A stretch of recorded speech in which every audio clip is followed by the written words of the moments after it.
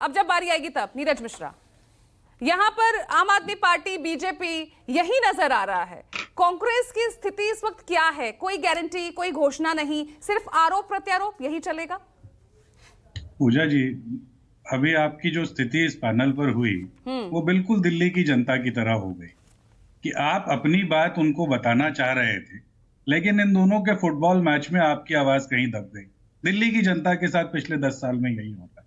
देखिए, मेरे पास इन दोनों झूठी पार्टियों के बारे में कहने के लिए आप भी बहुत उसी कुछ है। स्थिति में पहुंच गए क्या नीरज मिश्रा?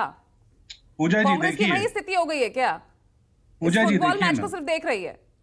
नहीं देखिए ना, जैसे आपने इनका फेडर डाउन करके हमें मौका दिया, दिल्ली की जनता भी इस बार इस शोर शराबे के फेडर को डाउन करके कांग्रेस को मौका देगी। लेकिन मैं अब अपनी बात को सिर्फ रोजगार के इर्द गिर्द रखूंगा, क्योंकि इन दोनों ने पिछले 10 साल में बहुत भ्रम फैलाए। ये जो बार बार एंटरप्रेन्योरशिप, स्किल डेवलपमेंट और कंट्रैक्चुअल एम्प्लॉयमेंट की ये बात करते हैं, वो बाबा साहब के संविधान के एकदम खिलाफ है। क्योंकि जब ये ऐसे रोजगारों की बात कर देते हैं, तो वो जो आरक्षण की व्यवस्था इस देश के अंदर रखी गई थी, ये उसका सरासर अपमान है। ना इस पर आम आदमी पार्टी जवाब देगी, ना भाजपा जवाब देगी, क्योंकि वो जो 22 करोड़ रोजगार मोदी जी को देने थे और ये जो 20 लाख रोजगार जो अभिषेक जिसकी बात कर रहे हैं, उसमें आरक्षण का प्रावधान कहीं भी नहीं।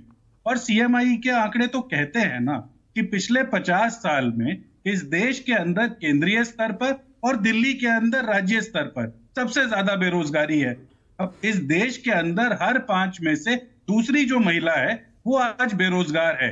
जो आंकड़ा है बेरोजगारी का, वो 10% से ऊपर जा चुका है। लेटेस्ट आंकड़े अवेटेड है, हो सकता है वो 15%। दिल्ली की हालत तो फिर भी बहुत बेहतर है, हिमाचल से बहुत बेहतर है, कर्नाटक से बहुत बेहतर है। पूजा, ये सेलेक्टिव अप्रोच क्यों रखती है? ये इसीलिए मैं आपके लिए पहले से निकाल के रख के बैठा था। 1 साल हुआ है तेलंगाना की सरकार को आए, 60,000 नौकरियां दे जा चुकी हैं, और वो भी वो 60,000 नौकरियां जिसके अंदर आरक्षण का प्रावधान है। और जब हिमाचल की बात कर देती है, मुझे लगता है सबसे ज्यादा किसी ने अगर हिमाचल के डिजास्टर की कवरेज की हो तो वो शायद न्यूज 24 था। और आपको पता है ना, वो 9,000 करोड़ अभी जो केंद्र सरकार को देने थे, आज तक नहीं दिए हैं। सुक्कू जी ने कल भी तो ऐलान किया है कि अब हम केंद्र सरकार के खिलाफ आंदोलन करेंगे। देखिए, केंद्र सरकार ने वो जो फेडरल स्ट्रक्चर था उसको तो खत्म ही कर दिया। फिस्कल प्रूडेंस के नाम पे ये लोग जीरो हैं। ये लोग तो सिर्फ ये चाहते हैं कि कोई भी सरकार, मुद्दे आपके पास हैं, घेरने के लिए तमाम आपके पास आंकड़े हैं, फैक्ट्स हैं, तो लेकिन आप है कहां?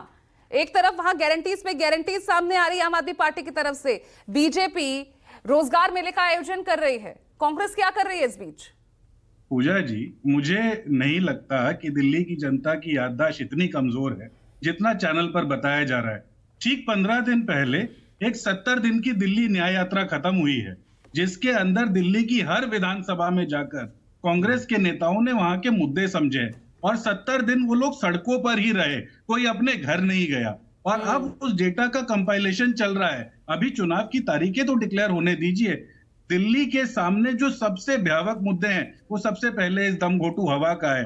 दिल्ली के जो पेरेंट्स हैं वो आज के समय पर इतना परेशान है कि उनके बच्चों की जो उम्र है ना, वो 20 साल कम होती जा रही है। 80 साल एवरेज उम्र होती थी दिल्ली में, वो 60 पर आने की तरफ हो रही है। जहरीला पानी आप पी रहे हैं, हवा में कैंसर है, आपके पास सड़कों के नाम पर सिर्फ गड्ढे हैं। तो ये जो बुनियादी जो मुद्दे हैं, ये आपको दिखेंगे कांग्रेस के प्रचार के दौरान। लेकिन अभी जो रोजगार की स्थिति है, आप सिर्फ ये समझ लीजिए, ये झुंझुना देने वाली बात कर रहे हैं। पिछले 10 साल से झुंझुना दे रहे थे, उसे 11वें साल में लेकर जा रहे हैं। और दिल्ली की जनता, तो आप क्या करने वाले हैं दिल्ली की जनता के लिए? कुछ हम इस पर भी तो बहस करें ना, हम तो चाहते हैं इस पर बहस हो। पूजा जी, हम आपको अगर एक व्यापक मॉडल बताना चाहें तो आप ये समझिए, हम दिल्ली के लिए उस साफ हवा का बंदोबस्त कर देंगे जो आपके बच्चों के जो 20 साल कम हुए हैं, वो 20 साल दोबारा वापसी आपको मिल जाए। हम आपके लिए उस साफ पानी का प्रबंध कर देंगे जो हम 2013 से पहले दिया करते थे, कि दिल्ली में पानी पीकर कोई बीमार नहीं हुआ करता था। उस साफ पानी का प्रबंध कर देंगे। ठीक है, तो यहाँ तो 25 की लड़ाई है अखिलेश कटियार साहब, आप तो सीधा अब रोजगार के मुद्दे को लेकर 27 को टारगेट कर रहे हैं।